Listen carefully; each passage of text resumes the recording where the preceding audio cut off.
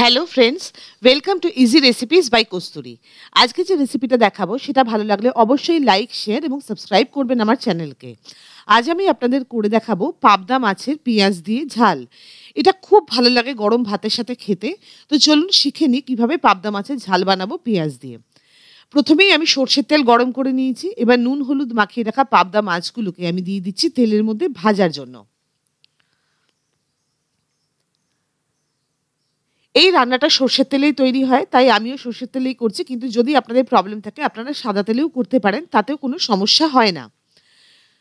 মাছগুলোকে দিয়ে খুব ভালোভাবে এপিট ওপিট করে লাল করে ভেজে নিয়ে তুলে নিয়েছি। আপনারা দেখুন, এবার ওই তেলটাই আমি এটা কড়ার মধ্যে অ্যাড করে দিয়েছি।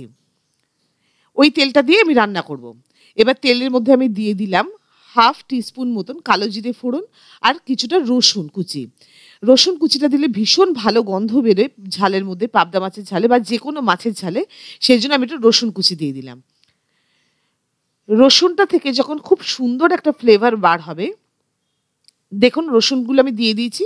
রসুনটাকে একটু নাড়াচাড়া করে নেবো। এবার রসুনটা থেকে যখন খুব সুন্দর মতন একটা ফ্লেভার বার হবে, ততক্ষণ পর্যন্ত আমাকে রসুনটা একটু নাড়াচাড়া করতে হবে। আপনারা যারা রসুন পছন্দ করেন না তারা অ্যাভয়েড করতে পারেন, কোনো অসুবিধা হয় না তাতে, কিন্তু দিলে খুব ভালো লাগে।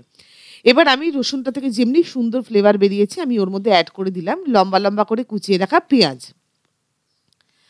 আমি এখানে 1.5 খানা পেঁয়াজ নিয়েছি, কারণ মাছ অনেকটা রয়েছে আমার কাছে। আর দিয়ে দিলাম টমেটো। টমেটো এখানে আমি 2টো টমেটো নিয়েছি।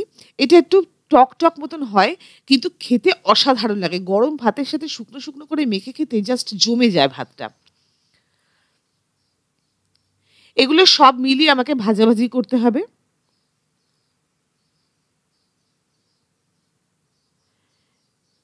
এবার আমি দিয়ে দিলাম 2টো লঙ্কা। আমি এখানে পাকা লঙ্কা ইউজ করেছি, আপনারা কাঁচাও দিতে পারেন। এবার দিচ্ছি এর মধ্যে পরিমাণ মতন হলুদ। আমি কোনো মশলারই মাপ বলছি না, কারণ প্রত্যেকের বাড়িতেই আলাদা আলাদা রকমভাবে মাপের খাওয়া হয়ে থাকে, কারোর বেশি বা কারোর কম। সেই বুঝে আপনারা অ্যাডজাস্ট করে নেবেন। আর দিলাম স্বাদ মতো নুন। সবকিছু দেওয়ার পর পেঁয়াজের সাথে আমি খুব ভালো মতনভাবে মিশিয়ে নিচ্ছি মশলাগুলোকে। আমি কিন্তু এখন হাই ফ্লেমে রান্না করছি।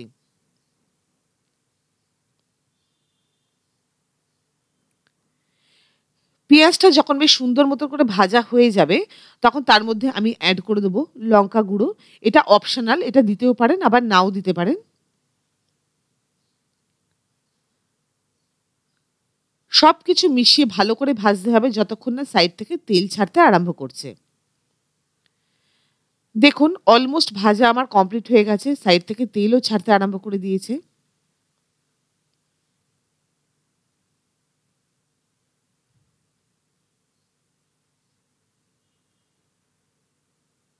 খুব সুন্দর করে পেঁয়াজটা ভাজা হয়ে গেছে। সাইড থেকে তেল ছেড়ে দিয়েছে মানে মশলাও একদম রেডি হয়ে গেছে।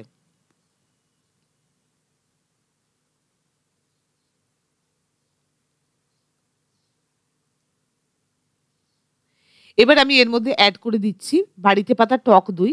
খুব সুন্দরভাবে ফেটিয়ে নিতে হবে টক দইটাকে। পারলে আপনারা মিক্সিতে একবার ঘুরিয়ে নেবেন, তাহলে খুব সুন্দরভাবে মিক্স হয়ে যাবে।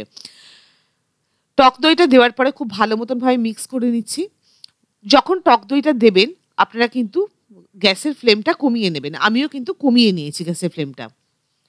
তাতে টক দইটা ফেটে যাওয়ার কোনো চান্সই থাকে না। এবার ওই বাটিটা ধুয়ে আমি ওর মধ্যে একটু জল দিয়ে দিলাম। এই মাছের তরকারিটা খেতে অসম্ভব ভালো হয়। টক দইটা ফোটাবার কোনো দরকার নেই। এর মধ্যে আমি মাছগুলোকে দিয়ে দিচ্ছি, দিয়ে আমি চাপা দিয়ে রান্না হতে দেবো। ঢাকা দেওয়ার সাথে সাথেই টক দইটা ফুটতে আরম্ভ করে দেবে, গ্রেভিটা ফুটতে আরম্ভ করে দেবে। আমার এইটুকুই গ্রেভি দরকার ছিল, কারণ আমি তরকারিটা একদমই গা মাখা করব। খুব বেশি একটা গ্রেভি রাখবো না। তাই জন্য আমি এটার মধ্যে তেমন বেশি একটা জল দিলাম না। আপনারা আপনাদের রিকোয়ারমেন্ট অনুযায়ী জল দিয়ে নেবেন। সবার শেষে আমি অ্যাড করব লেবুর রস। এই এই তরকারিটার মধ্যে একটু টক টক ভাব হলে বেশি ভালো লাগে খেতে। এবং সবার শেষে যদি আপনাদের কাছে অ্যাভেলেবেল থাকে, তাহলে অবশ্যই ধনেপাতা অ্যাড করবেন। ভীষণ ভালো লাগে এটাতে ধনেপাতা দিলে খেতে। আমার কাছে ছিল না তাই আমি অ্যাড করিনি, কিন্তু আপনাদের কাছে যদি অ্যাভেলেবেল থাকে তাহলে অবশ্যই ধনেপাতা অ্যাড করবেন। খুব ট্যাঙ্গি টেস্টের একটা ভীষণ সুন্দর খেতে লাগে এই তরকারিটা। এটা গরম ভাতের সাথে একদম জাস্ট জমে যাবে। আজকের আমার রেসিপিটা কেমন লাগলো আমাকে সবাই জানাবেন এবং বাড়িতে অবশ্যই ট্রাই করবেন। ট্রাই করে আমাকে জানাবেন যে আপনাদের কেমন লাগলো। রেডি হয়ে গেল আমার পাবদা মাছের পেঁয়াজ দিয়ে তরকারি বা পাবদা মাছের পেঁয়াজ দিয়ে ঝাল, যেটাই বলেন না কেন। আপনারা বাড়িতে ট্রাই করবেন আর আমাকে জানাবেন। আর আজকের পর্যন্ত এইটুকুই থাক। আবার দেখা হবে অন্য কোনো দিন নতুন একটা রেসিপি নিয়ে। ততক্ষণ খুব ভালো থাকবেন। ধন্যবাদ।